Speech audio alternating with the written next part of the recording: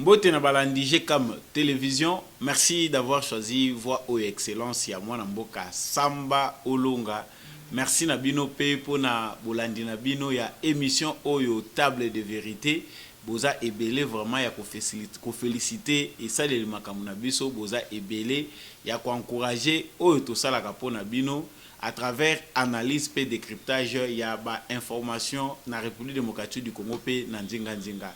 Merci de partout où vous vous retrouvez, vous allez en Suisse, vous allez en Hollande, vous êtes aux Pays-Bas, vous êtes en Allemagne, vous êtes en France, en Belgique, vous êtes en Italie.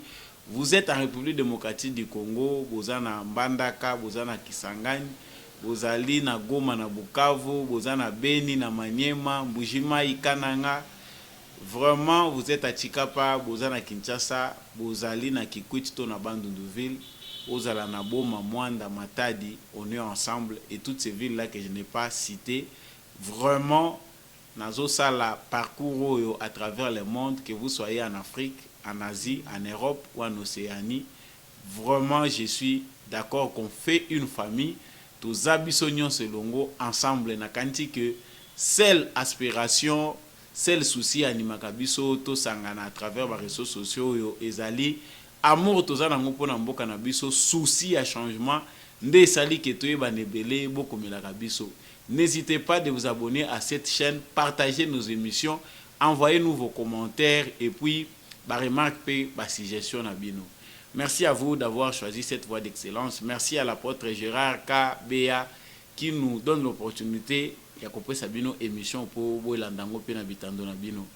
Information toye nango lelo ezali ya liboso ba démission o ezali ko salema na IDPS. Ezali ba démission ya solo to ya lokuta tomoni na espace ya 48 heures démission ya bato misato. Gisèle Kandanga na Babi Kalawamba bango nyonso ba membre ya Ligue des femmes pe Darley Matumona oyo azali membre ya Ligue des jeunes, président ya jeunesse UDPS ya Belux, c'est-à-dire Belgique, Luxembourg. Bango ba démissionné balobi ba ko faire partie les sous-soutés na UDPS pour na ba raison oyo eza personnel ya bango ba se désolidariser na UDPS. Bato mususu oyo baza ko tenir balang na bango balobi bango babimi déjà na IDPS pe bazali kozela mot d'ordre ko utana chef na bango oyo ezali Jean-Marc Akabund. Que dit ces démissions? Est-ce que ezali ba démission moko ya ba conviction personnelle ou bien ezali ba démission moko lié na ba intérêt ndenge ba individu bazali ko landelango?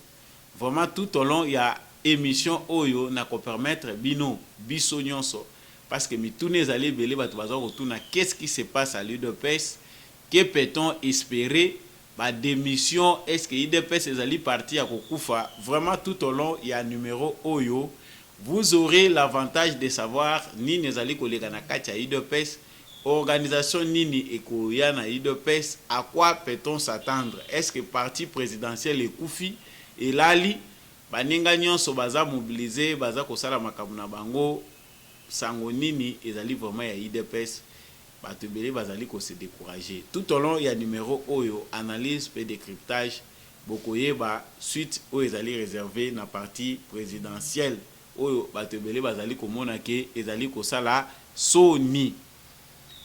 Information ya mibale tokolobela na kati ya actualité na biso. Tomoni ba vidéo ebele posté na ba réseaux sociaux. Balobi Joseph Kabila a traîné une marée humaine, ba musu balobi bain de foule. Mais na kanti mutu na mutu déjà tiré ba conclusion na ye mais tokolobela yango parce que tamboli mingi Joseph Kabila zaki de passage na Tchangu et il y a eu des jeunes gens batou ba kalaki cortège na ye bazo senga na ye kazonga na pouvoir. Ce qui justifie l'incompétence du pouvoir en place et puis na kanti biso nyonso tolandiango malamu biso ba toza connecté toza en ligne tozolanda ba information ya mboka au même moment tomoni information ezaki relayé par ba kabiliste nyonso ba lembaki o basi ba la pongi ba lamuki vraiment toute la journée d'hier information wana ebandai ko circuler partout sur la toile.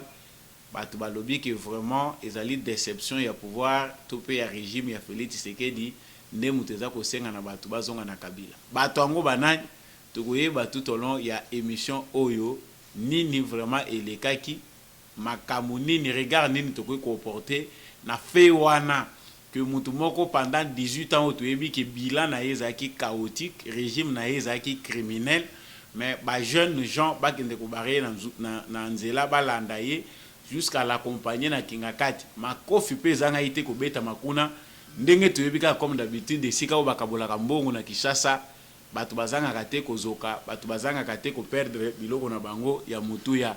Encore une fois de plus, je vous souhaite le bienvenu ou la bienvenue sur Ozamoisi na émission Oyo Table de Vérité. Na bosengi ete bocha maboko bo soutenir émission Oyo. Tout ça, on a besoin que ça la bino vraiment émission dans les conditions Isaiah Malamu.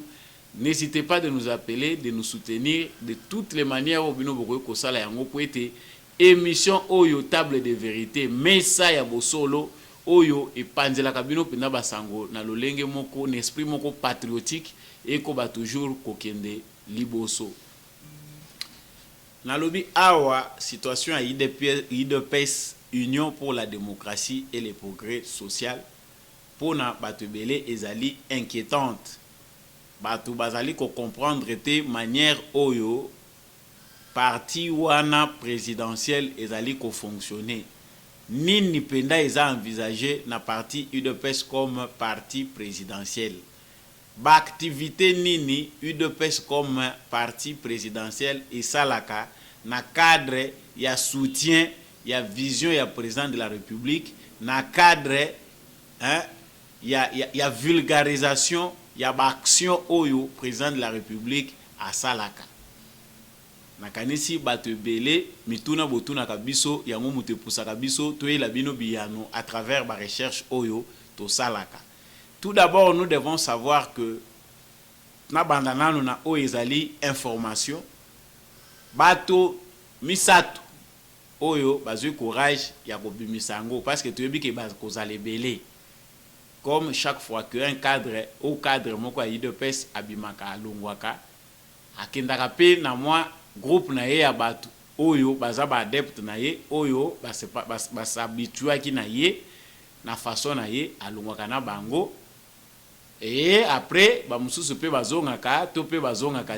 je pense que pour ceux qui maîtrisent bien le fonctionnement de l'IDPS, Wouta 13 parlementaires, passant par le Birundoa et le Kalkibasa, Wouta Kanaba directoire, Etienne Tshisekedi, Ndenge Bandai ko diriger l'IDPS na directoire, Naba fondateur Moussousou, Ti Aeko Tikala Yemoko, l'IDPS a toujours enregistré à chaque moment de son histoire, bah départ, soit par débauchage, soit à volonté, moutamoni na ye que souffrance oyo, bah réalité oyo, nga nazali ko supportant, surtout dans l'opposition, mingi ezaki ba débauchage, mingi ezaki ba corrompu, baza kolongwa, ba kei, tango akokende, il y a des gens OP, bah sabitua ki na ye, ba faiseur de roi pe bazalaka basimbiye bangwana nde bako accompagner ye bako kende na ye. Pour la plupart ceux qui ont accompagné des cadres ou bien des membres des ex-secrétaires généraux ya IDPS ba kendaka nde ko assister na intérim na bango et puis bazongaka na bango na bandako na bango. Je ne peux pas avoir ici le temps ya ko betre une histoire mobimba IDPS mais oui eza récent to yebi yango to koyo kozwa ezali ya ancien secrétaire général, paix à son âme, Bruno Mavungu, accusé na IDPS pour la trahison, Malongolié na poste naye, il a fini par faire son parti politique. A sali parti politique naye, a pesi ango kombo, il est parti. Batu oyo ya kutaka na IDPS, oyo ba komisa ki pour na bango, les meilleurs cadres, super cadres politiques na bango. Ya IDPS balanda ki Bruno Mavungu bakie na ye tango asala ki parti politique na ye. Vous verrez que le parti politique ya Bruno Mavungu ezalaki constitué en majorité na batu oyo ya wutaki na bango na UDPS. c'est quoi le sort toyebi biso nyonso malamu sort ezaki réservé na parti na ye etikalaki coquille vide bato balandaki ye tango bao bamoni mwa moki akokaki kozwa parce que c'est quelqu'un qu'on avait utilisé par le régime de Joseph Kabila sans toutefois qu'on paye ye. Il n'a jamais été ni mandataire public, il n'avait jamais été bachayata ministre ou quoi que ce soit. En fin de compte, ce qu'il avait suivi, bayebaki ke tokende kokota pe totiki politique à siège vide, tozozo moi poste, ils se sont retrouvés que bamoni l'autre côté et belé bapanzani baye kozonga. On peut citer clairement le parti de Kibasa Maliba, UDPS ya Kibasa, qui à son époque aussi tant bayokanité na Etienne Tshisekedi ba trahison et mingi. Il a fini aussi par aller na kombo ya UDPS à sali UDPS na ye. UDPS ango est-ce que ezwaki en plaire na étendue ya territoire national na kanisi bato bayebi malamu bayebi que non. Ezwaka en plaire te na étendue ya niveau national. Est-ce que UDPS na ye aujourd'hui lelo koki ko réunir yango sali appel au lobby UDPS qui base ezali ko benga bato omoni masi ya bato jamais ezaka des noms ndenge ezali ko exister wana c'est-à-dire j'ai évoqué tous ces arguments et ezali nyonso ya kokokate liste ezali nyonso ya kokokate na zuika quelques éléments pour na kotalisa que bato nyonso balungwaka na UDPS par trahison bazalaka na chemin moulayi à faire te.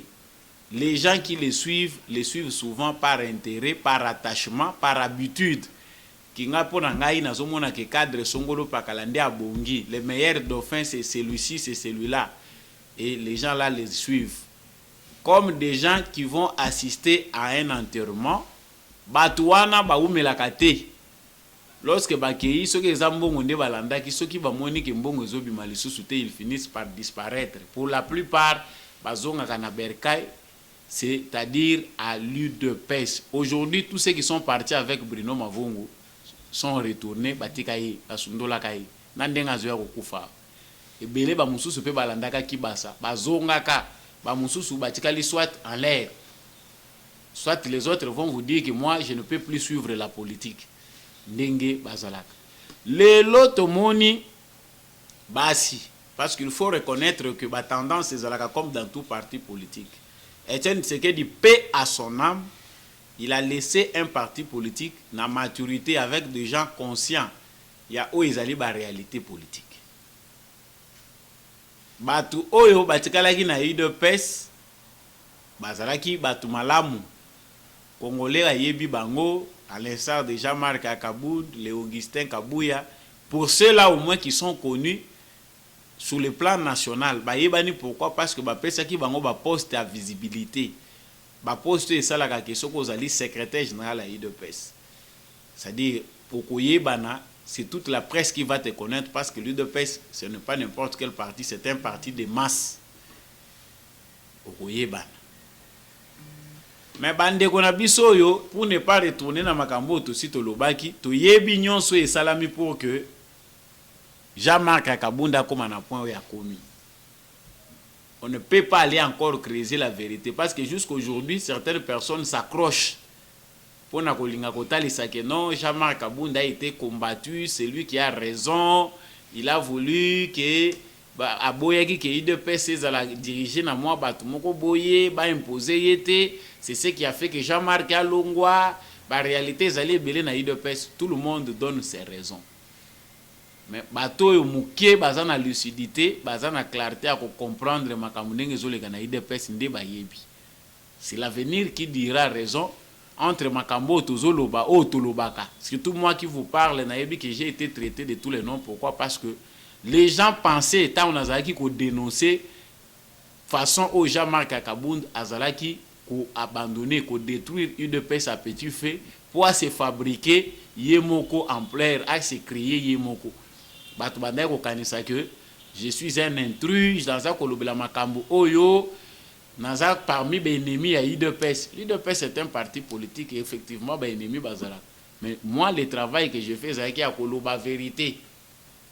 Aujourd'hui, tant que comme à la conclusion que de part naïe s'est dessiné parce qu'il faut le reconnaître. ceux qui basent Mobimba UDPS à la majorité, bazala qui n'a confiance, il y a Jean-Marc Akabound, Alingaka Kendete.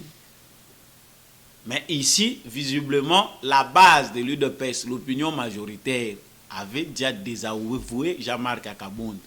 Voilà pourquoi ma conclusion est amenée biso tout le monde a que balongolier na UDPS aza exclu ba raison oyo ba évoquer qui na commission de la discipline ya parti UDPS ti ba exclure na parti yepe lokola za mutu makasi batu ba moni yango parce que pour certains il ne jurait que par son nom parce que ce qui tue dans la plupart des cas ezali kozala na ba tendance au moins batu mususu bazaka na ba centre bazalaka pe na nature moko ya komona makambo de gauche à droite te mais le fait qu'ils ne sont pas très impliqués dans une position ou une autre bamonaka makambo clair mais pas si oyo to se retrouver na ngwa ezali que lorsque Jean-Marc a trahi il est parti je vous dis eza trahison na kozongela ngo lisuti d'office bato bazaki attaché déjà directement bato muso bazolanda ba intérêt na bango. Il y a des gens qui pensaient être bien positionnés déjà dans l'UDPS par rapport à la prise de pouvoir parce qu'ils sont attachés à Jean-Marc. C'est-à-dire ceux qui copient Moussale et le Kolangaï déjà na traité directement, j'aurai l'emploi. Ba Moussoussou parce que Ngaï na mona qui a convaincant Ngaï vraiment c'est quelqu'un de chaud parce que Moussoussou ko tourner à l'obino Jean-Marc wanande azamoto Tshisekedi azamalili. Aujourd'hui ceux qui s'attachent à Jean-Marc ils combattent le président Félix Tshisekedi pour dire que Azama Lili Mingi. Ah oui, à chacun sa façon d'apprécier les choses. Mais Oyo Tozaï Kolobawa ezali que Jean-Marc ne partira pas seul. Les gens qui trouvent leurs intérêts en sa personne ont la liberté de choisir soit partir avec lui ou rester à l'UDPS. Ba démission bazali ko chanter biso awa ba lobi UDPS ezaya ko panzana bato bazoki. Ce n'est pas aujourd'hui que ba départ ils allaient enregistrer na UDPS parce que déjà à l'UDPS soko linko se prévaloir yo lingi ozala komi likolo parti etikali simo ça dit bato bakomi komona nde yo bazomona lisusu parti te c'est toi qui finiras par disparaître et puis soko disparaître on t'enterre. Nous l'avons vu avec des gens que nous avons appelés puissants après départ na bango à UDPS ils ne sont devenus rien. Parce que l'eau est la kabango est la kamaswana, c'est cette force là qui peut sa kabango popularité, force et fabrique kabango une fois ba se déconnecter kanango bazwa ka problème. Jean-Marc Akabound n'est pas devenu ce qu'il est devenu grâce à lui-même. Il est monté sur les succès de l'UDPS. C'est l'UDPS qui a fait de lui l'homme qu'il est devenu aujourd'hui. Malgré son potentiel, on ne refuse pas. C'est un monsieur courageux, il s'est battu. Il a combattu à l'UDPS. On sait qu'il a bravé la peur. Il a traversé des moments difficiles au Akomagipe. Il était tenté. Ce qui a causé, il a trahi l'UDPS. Na bato a pouvoir bazai ko acculer pour aller à Bambongo grâce à la vigilance des combattants. Et lui-même, il est arrivé jusqu'à ce que l'UDPS a accédé à pouvoir. Mais là n'est pas un pari gagné. Ndenge balobaka et pas chez les chrétiens. Vous pouvez lutter toute une vie aux hommes bien en Christ pour finir en enfer. Ndenge batu musu bazo kanta zo sala non nyonso zo sala mais à la fin de la vie vous trahissez et puis vous allez en enfer. Batu musu baza ko kufa na église bazo kanisa hygiène prière tout le temps baza na comportement moko très très religieux, ils s'abstiennent, ils font ceci. Mais au soir de la vie il tombe et puis l'avenir dans l'au-delà est compromis. C'est-à-dire rien n'est sûr, il faut toujours être dans les qui-vive. C'est ce qu'on a vu avec Kabound, un combattant qui a bien combattu, qui est parti, mais qui pensait que tout était déjà pari gagné pour lui. Tout pour lui était que c'est déjà un acquis pour moi. Quand Tshisekedi quitte le pouvoir, c'est d'office Ngaïja Marc Moutunakozo pouvoir. Est-ce que le pouvoir se donne de cette façon-là dans un contexte démocratique? Même ceux qui bakopona yo, pour batia yo, tu dois te battre. Il faut convaincre. En démocratie, c'est vrai. Il y a une sélection qui se fait. Il y a aussi des choses qui se font à l'ombre de manière voire dictatoriale en démocratie. Mais ça doit passer par l'approbation de tout le monde. Les démocrates sont aussi des dictateurs qui s'ignorent. Parce qu'il y a un alikanisinaye, mais à fois viser qu'on convaincre bato nyonso pour pas accepter. Le problème ici, il y a un départ et belé oyo eza enregistré. Oyo bato ba ko enregistrer encore plus na UDPS parce que bato ba sa honnêteté. Dans un premier temps, Jean-Marc Kakabound fera beaucoup plus de mal. Il est en train de s'organiser. Il va tirer quelques têtes au Bakulandaye pour les intérêts individuels ou les intérêts du peuple congolais. Ils vont utiliser le langage. Il y a vipère, il y a utiliser le langage moko pour attirer la sympathie des Congolais et la compassion. Voilà, il a lutté, il a souffert avec l'UDPS. Voilà, aujourd'hui, l'UDPS les a rendre, ils ont foutu la monnaie de singe. On va parler de beaucoup de choses. Tout ça pourquoi? Pour attirer la sympathie et la compassion des gens pour pas marchander politiquement. Awa tomoni batuloko la Gisèle Kandanga que certains ne connaissent même pas sur le plan national. Bababi Kalawamba na Darley Matumona il y a Bruxelles on a la fédération à Belux à lobby ponaye a démissionné, il a rendu service même si dans lettre na démission atkali ko signifier te ba raison ya départ naye. Mais on sait tous que les bandes comme à l'intérieur du pays ils en a batu oyo baza constitué batu oyo pona bango, il faut suivre la voie de Jean-Marc. Mais c'est l'avenir qui nous donnera raison. Makamunazo lobo batebele bako s'attendre nangote bazoye bate.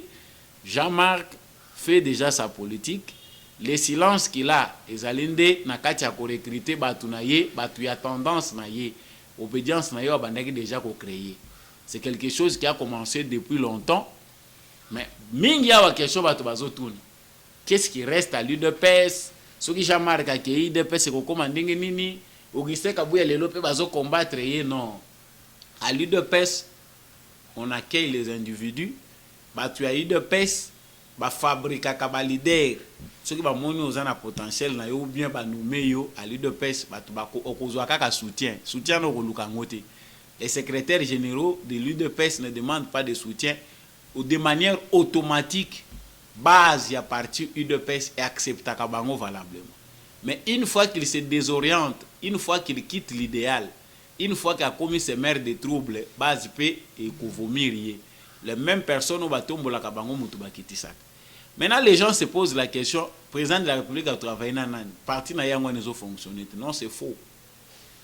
Le président de la République sait ce qui se passe dans sa famille politique.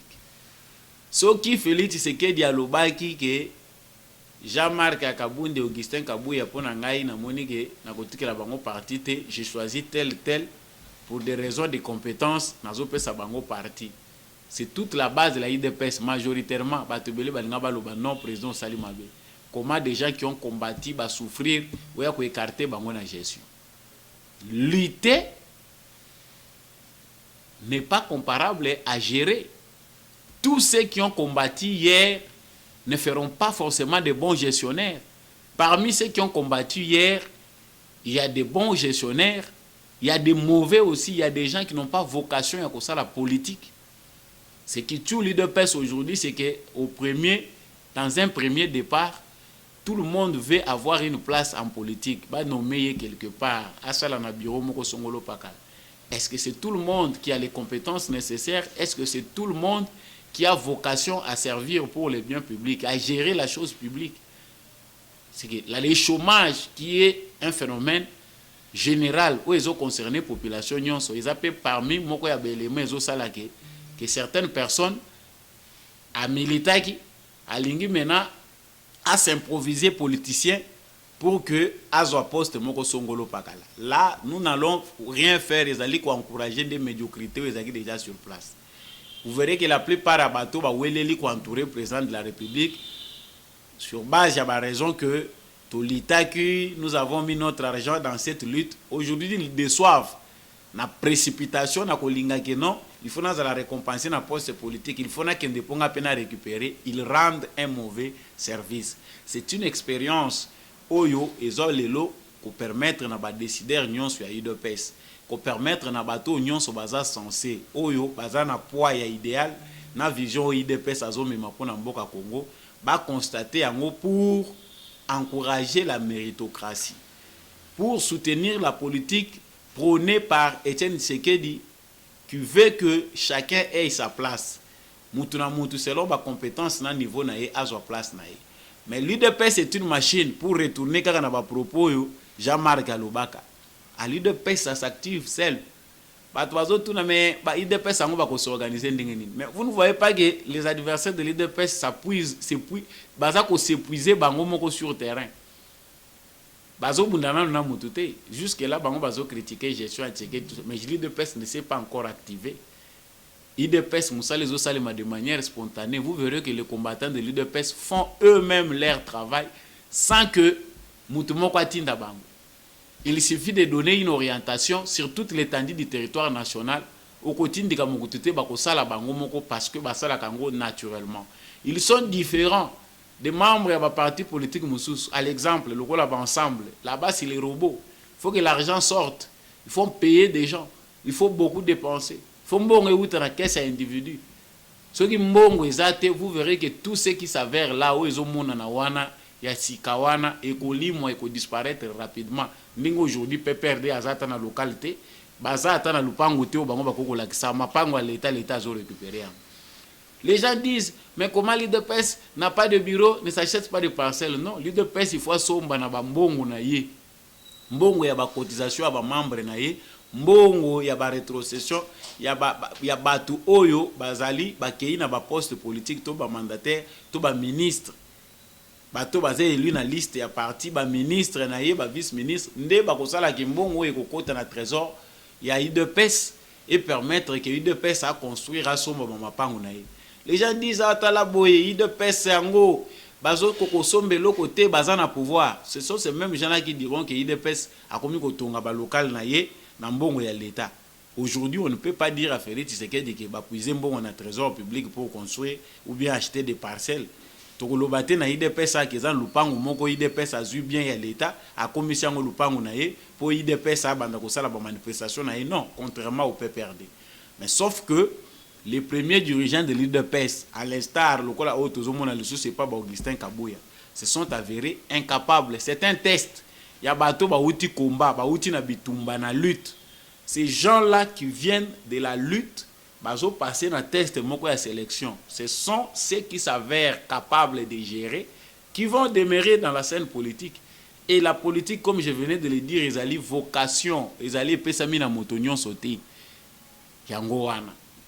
Donc, kopanza na bato bazo zela non stratégie ni l'UDPS. Non, l'UDPS surprend à tout le moment. Tant que makambo eko comme après, parce qu'à l'UDPS ici, il faut un congrès. À l'UDPS, il suffit qu'on régule au niveau national. Bape sabango kaka mutu moko ya sika oyo ako sala unanimité, même pas l'unanimité, mais si seulement une autre personne avec la compréhension des enjeux d'aujourd'hui, aye, il a le soutien de toute la base et makamunyo se redémarrer nango. Bato bayaka na IDPS ba deraka par conviction, bakanga mutu moko te bake ko lande pa na yebalobi yaka na IDPS. Pour la plupart des membres de l'UDPS, ils viennent de manière spontanée, ils viennent par conviction. Ça, c'est pour le peuple.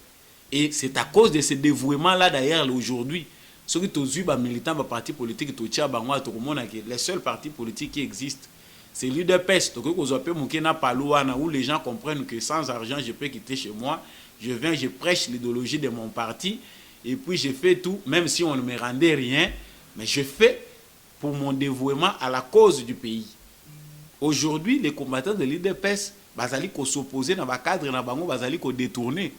Nulle part dans d'autres partis politiques. Na parti politique musu soki mutu ayibi ba ko protéger ye. Mais ezali kaka na kati ya UDPS ne toza ko constater que ministre ayibi ba tu a parti politique na yemoko une franche ba telemi balobi niet a démissionné à Longwa.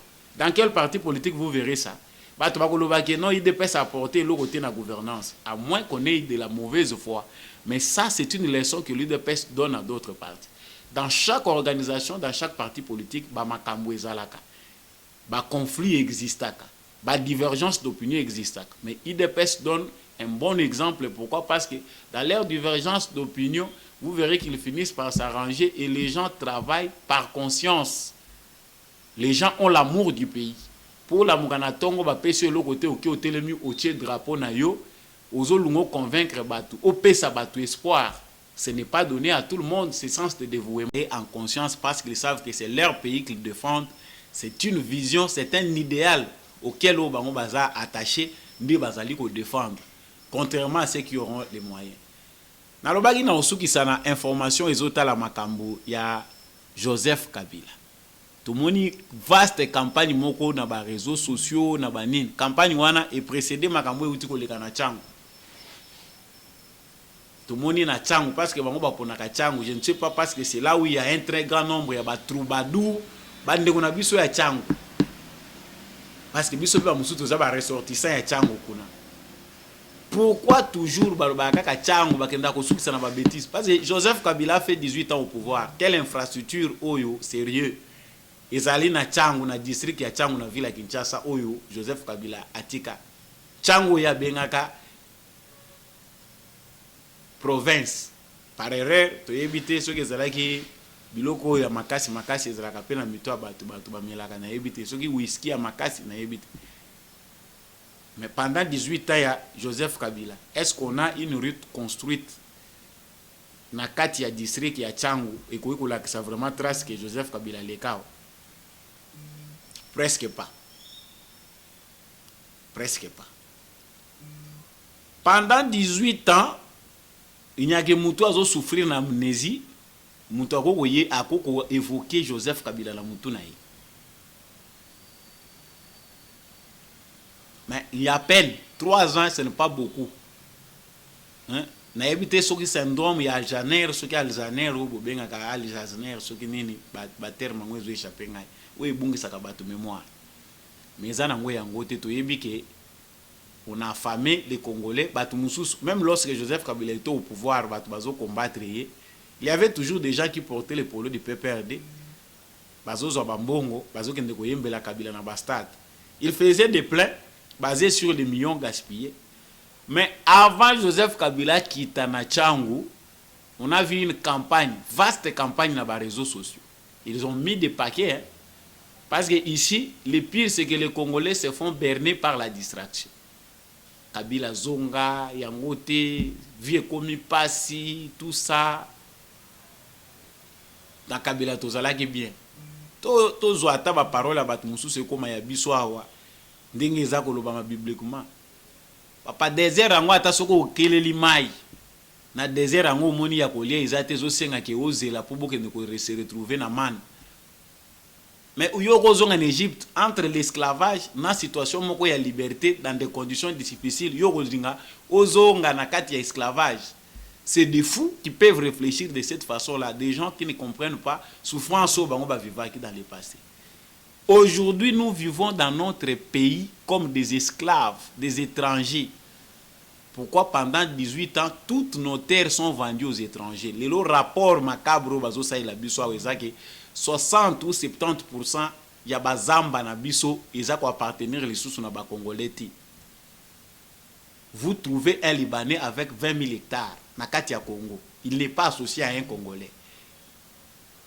Pour na koluka ko embrouiller bino situation aya berner bino bazui basi na bango ya bandumba boko excuser nga terme o ba mona basi facile awa azuma moi si moko aboti na ye mwana ale alobige des enfants congolais. Voilà la nationalité peut ceux qui muta ça sali 4 ans 5 ans a communaé déjà na droit ya kozwa nationalité sokazo senga. Tous ceux qu'on appelle Libanais en ville ici ont la nationalité congolaise. Mais qu'est-ce qui s'est passé avec nos richesses pendant tout le règne de Kabila? Oyo, parce que ces jeunes gens-là, on peut les comprendre. Les jeunes gens au Babimina Bangona Balabala, ils sont les produits de l'injustice sociale. Parce que lorsque j'ai regardé les vidéos, on a montré que pour la plupart, ce sont des jeunes désespérés. La plupart, baza produit à injustice sociale. Injustice, pourquoi? Parce que la politique de ces 18 ans est rendre Bangona Ita au baza lelo. En 3 ans, la courbe, même ceux qui l'ont c'est que a redressé en 3 ans, taille à niveau à chômage au batika qui n'a taille à problème batiki awa.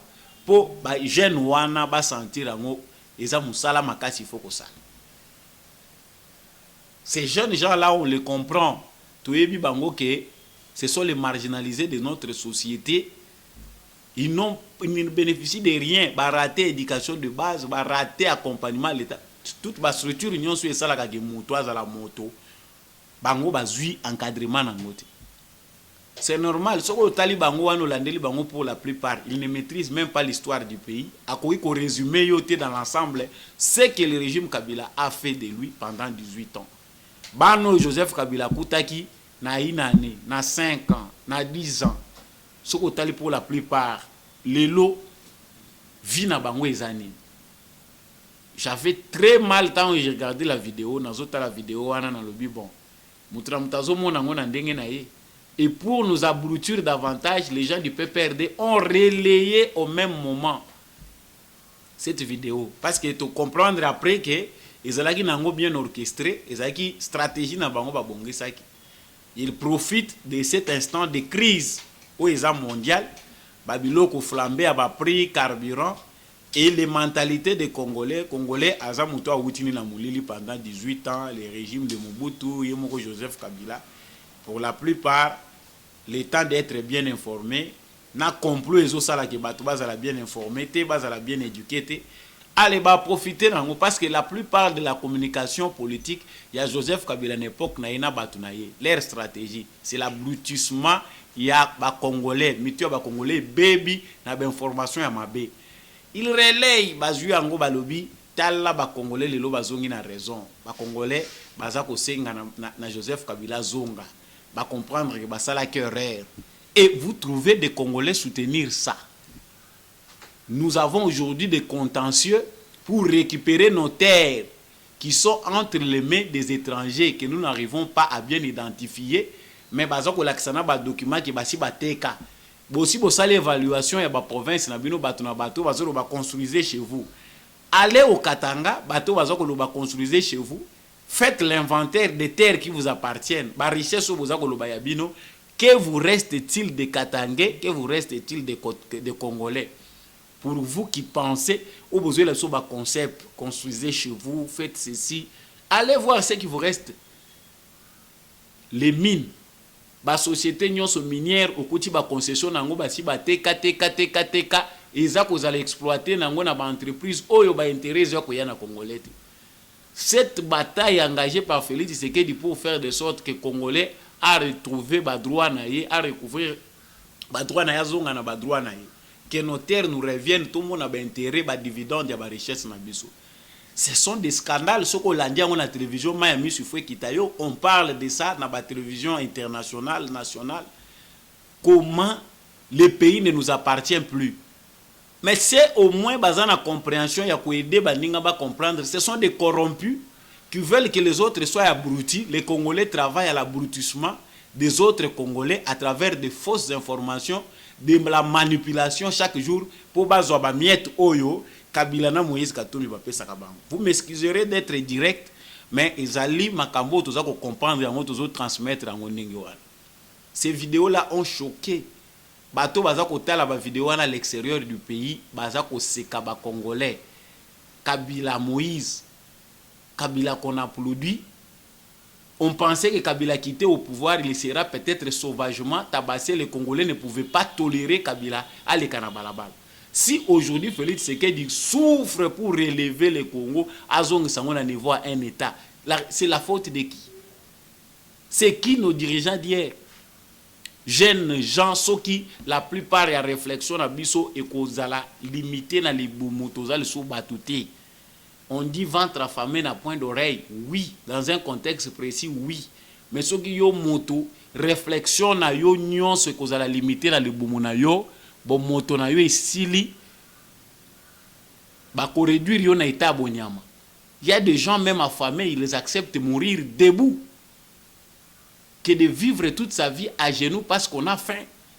On va accepter de vendre notre pays, continuer à comploter, continuer à trahir notre pays parce qu'on a faim. Mais il faut travailler pour qu'on ait de la nourriture. Nous savons tous qu'on nous a affamés sciemment. Cette politique qui nous rend aujourd'hui, tous les lonanzal. Namoni na bandosala na bémission mususu, toyeba pour l'année tozo kufanzala na Congo dans des terres si riches. Tokozongela na bémission mususu. j'attends vraiment ba soutien na bino na forme nyonso boko aider biso pour que ba émission oyo to kobanda ko sala mususu awa ezala pe à caractère ya ko aider batu bakota na vision à développement. Pourquoi nous sommes dans des terres si riches et que nous manquons de la nourriture? Nous en parlerons dans l'émission Ezali Koya toujours dans GCAM Télévision. Continuez à vous abonner. Je vous dis, ça fait très mal d'aborder ces points parce que le niveau oyo quotient intellectuel et congolais a réduit. Niveau est trop bas aujourd'hui que qu'on relève en comme passe parce que dans ces complots, nos frères qui veulent que les Congolais à la zoba bangoba dans sa canaba boîte de nuit, 20 femmes, 15 femmes, qu'ils construisent des immeubles partout. Basomba ba villa na ba poto, ba tonga, bana na bango ba viva kana ba mbongo miyibi, veulent que les Congolais à la zoba. Ce sont ces mêmes gens-là qui n'ont rien d'éducatif à transmettre à la jeunesse. Bandeko bolanda ka ba vidéo oyo bo transmettre kango tinda ngo même soko za na poto tindela ngo même ba membre ba famille. Ça fait très mal de vivre au Congo avec le niveau de raisonnement du Congolais. Très attaché aux bêtises. Très sensible aux bêtises. Na makambo eza divertissement, na makambo eza distraction. Mais lorsqu'on parle du sérieux Congolais, les mêmes personnes qui n'ont pas le temps de s'informer, savoir ce qui se passe dans leur propre pays, lorsqu'il s'agit d'un débat politique, bazo bima expert. Vous regardez le niveau du débat à la télévision congolaise, on nous fait ressusciter un Kabila. Papa, vous avez un bino populaire dans les réseaux sociaux, mais au moins les gens normaux ont déjà compris, ils ne peuvent pas faire attention à la bêtise. Je préfère m'arrêter là, vous verrez que le ton est très monté. Pourquoi? Parce qu'un individu normal qui a vécu pendant 18 ans au Congo, à Yebi, d'où vient le mal, et ce qui est devenu le Congo aujourd'hui, souffrance au Félix Tshisekedi Azanango Komona pour redresser le Congo, je ne pense pas que à quoi qu'on supporte Bilo Bandengiwan. Merci d'avoir choisi de suivre cet élément. Naza ko encourager Binobo s'abonner massivement à GCAM Télévision sur Bolingo Kolanda. Samba Olonga, botin de la biso ba commentaire na bino, n'hésitez pas de nous appeler, ba numéro ezali wana WhatsApp. Envoyez-nous aussi vos commentaires. Je dis merci à l'apôtre Gérard qui nous a donné l'opportunité à vous présenter l'émission en habitant de GCAM Télévision. Tout le monde a la prochaine émission.